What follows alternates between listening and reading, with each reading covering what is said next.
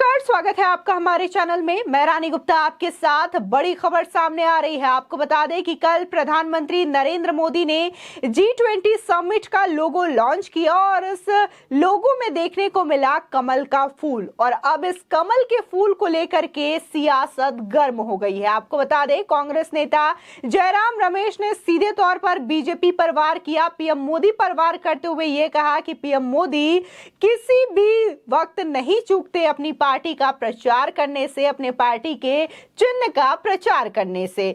जिसके बाद बीजेपी ने भी पलटवार किया और ये कहा कि जयराम रमेश शायद भूल गए हैं कि कमल का फूल न सिर्फ बीजेपी का प्रतीक है बल्कि ये राष्ट्रीय प्रतीक भी है। इसी के साथ ही बीजेपी प्रवक्ता शहजाद पूनावाला ने भी कांग्रेस पर पलटवार करते हुए कहा कि कमलनाथ के नाम पर भी कमल आता है, राजीव का मतलब भी कमल ही होता है। क्या आप इनमें कोई एजेंडा नहीं देखते? क्या आप उनके नामों से भी कमल हटा देंगे? इसी के साथ ही उन्होंने कहा कि कमल तो मां लक्ष्मी का आसन भी होता है, तो क्या आप इसका विरोध करते हैं? दरअसल देखने को मिला कि कल पीएम नरेंद्र मोदी के द्वारा G20 के लोगो और इसके वेबसाइट की लॉन्चिंग की गई और इसको जहां पूरे देश ने सराहा और इसी के साथ ही अगले साल होने वाले G20 के समिट को भारत होस्ट करने वाला है, यानी कि भारत इसकी मेजबानी करेगा। ऐसे में ये कहीं ना कहीं हर भारतीय के लिए गर्व का विषय है, लेकिन कांग्रेस ने इसे राजनीति में तब्दील कर दिया और ये कह दिया कि बीजेपी ने अपने चुनाव चिन्ह को लॉन्च किया है G20 लोगो के माध्यम से। दरअसल उसमें कमल का लोगो है, इसको लेकर के कांग्रेस सवाल उठा रही है, लेकिन पीएम मोदी ने जब लोगो लॉन्च किया था तो इस लोगो के एक एक बारीकियों पर विचार किया था और इसके बारे में भी बताया था। उन्होंने कहा कि ये जो कमल है उसका मतलब ये है कि किस तरीके से लगातार ये पृथ्वी इतने सारे विषमताओं को झेलने के बाद और इतनी सारी कठिनाइयों को झेलने के बाद लगातार इस तरीके से आगे बढ़ रही है। ये हमारी श्रद्धा, हमारी संस्कृति का प्रतीक है, हमारी आस्था का प्रतीक है। आपको बता दें कि भारत इस साल G20 शिखर सम्मेलन की अध्यक्षता करने जा रहा है। प्रधानमंत्री नरेंद्र मोदी ने मंगलवार को भारत की G20 की अध्यक्षता के लोगो, थीम और वेबसाइट को लॉन्च किया। आजादी के बाद हमने शून्य से शुरू करके शिखर को लक्ष्य करके एक बड़ी यात्रा शुरू की। इसमें आजादी के बाद के पिछले 75 वर्षों में जितनी भी सरकारें रही उन सभी के प्रयास शामिल है।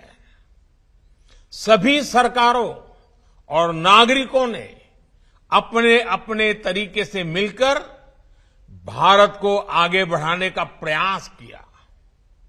हमें इसी स्पिरिट से आज एक नई ऊर्जा के साथ पूरी दुनिया को साथ लेकर आगे बढ़ना है।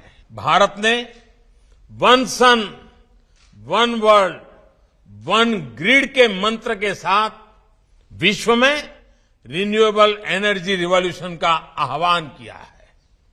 भारत ने वन अर्थ, वन हेल्थ इस मंत्र के साथ ग्लोबल हेल्थ को मजबूत करने का अभियान चलाया है और अब G20 में भी हमारा मंत्र है one earth, one family, one future. Bharat के यही विचार, यही संस्कार विश्व कल्याण का मार्ग प्रशस्त करते हैं। खास बात यह है कि G20 के लोगों में कमल दिखा। G20 के लोगों में कमल शामिल किए जाने पर कांग्रेस ने सवाल उठा दिए। बता दें कि कांग्रेस ने आरोप लगाया कि बीजेपी और पीएम मोदी खुद का प्रचार करने का एक भी मौका नहीं छोड़ते। जिसके बाद बीजेपी ने कांग्रेस के आरोपों पर पलटवार करते हुए ये कहा कि कमल 1950 में तब की कांग्रेस सरकार द्वारा राष्ट्रीय पुष्प घोषित किया गया था। बता दें, कांग्रेस नेता जयराम रमेश ने लोगों में कमल के निशान को शामिल करने पर सवाल उठाए। उन्होंने ट्वीट कर कहा, 70 साल पहले नेहरू ने कांग्रेस के झंडे को भारत का झंडा बनाने के प्रस्ताव को ठुकरा दिया था, लेकिन अब बीजेपी का चुनावी निशान भारत की अध्यक्षता में हो रहे G20 का आधिकारिक लोगो बन चुका है। ये चौंकाने वाला है। हमने अभी तक देखा है कि पीएम मोदी और बीजेपी बेशर्मी से खुद को प्रमोट करने का कोई भी मौका नहीं गवाते। इसके बाद बीजेपी के तमाम नेताओं ने इसको लेकर के जयराम रमेश और कांग्रेस पार्टी पर निशाना साधा। आपको बता दें कि बीजेपी प्रवक्ता शहजाद पूनावाला ने तो सीधे तौर पर कह दिया कि कमल का फूल जहां राष्ट्रीय चिन्ह है तो वहीं कमल का फूल आसन के रूप में भी जाना जाता है मां लक्ष्मी के। इसी के साथ ही उन्होंने कांग्रेस नेता कमलनाथ का भी नाम लिया और पूर्व प्रधानमंत्री राजीव गांधी का नाम लेते हुए ये कहा कि कमलनाथ के नाम पे भी कमल आता है और राजीव का मतलब भी कमल होता है। क्या आपको इन नामों में कोई एजेंडा नहीं दिखता? उम्मीद करता हूं कि आप इन नामों को बदलेंगे नहीं। इसी के साथ ही केंद्रीय मंत्री हरदीप पुरी ने कांग्रेस के आरोपों पर पलटवार कर 1950 में तब की कांग्रेस सरकार ने कमल को राष्ट्रीय पुष्प घोषित किया था। जयराम रमेश का जन्म 1954 में हुआ था। उन्होंने लिखा, भगवान ही जानता है कि कांग्रेस हर राष्ट्रीय प्रतीक को बदनाम करने और कमजोर करने का विकल्प क्यों चुनती है, जबकि वो खुद को जोड़ने के लिए यात्रा निकाल रही है। इसी के साथ ही बीजेपी सांसद राकेश सिन्हा ने कांग्रेस के सवालों पर पलटवार किया। बता दें कि राकेश सिन्हा ने कहा, शायद जयराम रमेश जी को मालूम नहीं है कि नेहरू जी का प्रेम ब्रिटेन के प्रति कितना अधिक था, यूनियन जैक से कितना प्रेम करते थे और उन्हीं नेहरू जी ने भारत को कॉमनवेल्थ में जिसकी अध्यक्षता एक रानी करती थी उसमें ढकेल दिया था। जिस भारत ने राजतंत्र को खारिज किया उस भारत को राजतंत्र व्यवस्था के अंतर्गत एक देश के नेतृत्व में रहने के लिए बाधित किया। और जहां तक कांग्रेस की बात है और देश का तिरंगा में साम्य है तो सबसे पहले जयराम रमेश अपने कांग्रेस के तिरंगे को हटाए और उसकी जगह एक नए झंडे को लाए। साथ ही राकेश सिन्हा ने एक न्यूज चैनल से बात करते हुए यह भी कहा कि जयराम रमेश जी का सामान्य ज्ञान सामान्य लोगों से बहुत अधिक है, लेकिन यहाँ वो कैसे कमजोर हो गए मुझे मालूम नहीं। कमल भारत का राष्ट्रीय फूल है और भारतीय जनता पार्टी का ये निशान 1984 में बना है। राष्ट्रीय फूल तो नेहरू जी ने युग से ही बना रखा है, तो हमने राष्ट्रीय फूल को वहां स्थान दिया है।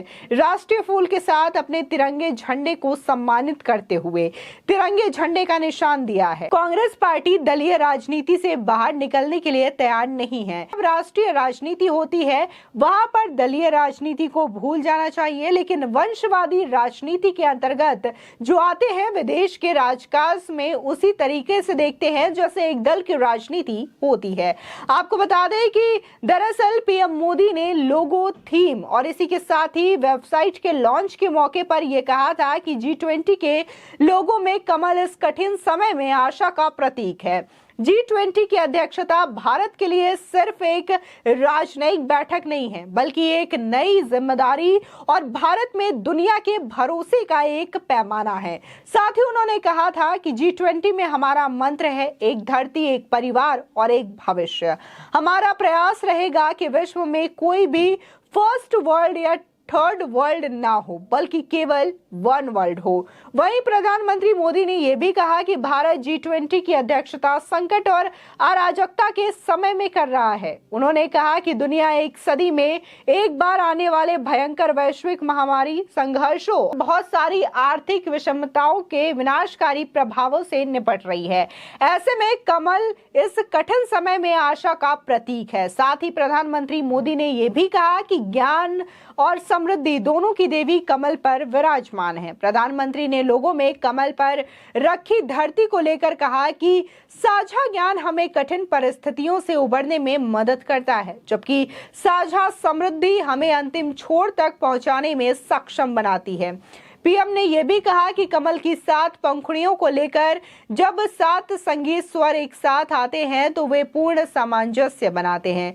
जिस तरीके से प्रधानमंत्री मोदी ने इस लोगो के लॉन्च के दौरान कहा कि कमल का जो फूल है वो आज की जो दुनिया है, जिस परिस्थितियों से उबर रही है, उसमें एक बेहतर दिशा देने की कोशिश है और एक बेहतर आशा और उम्मीद बनाने की कोशिश है।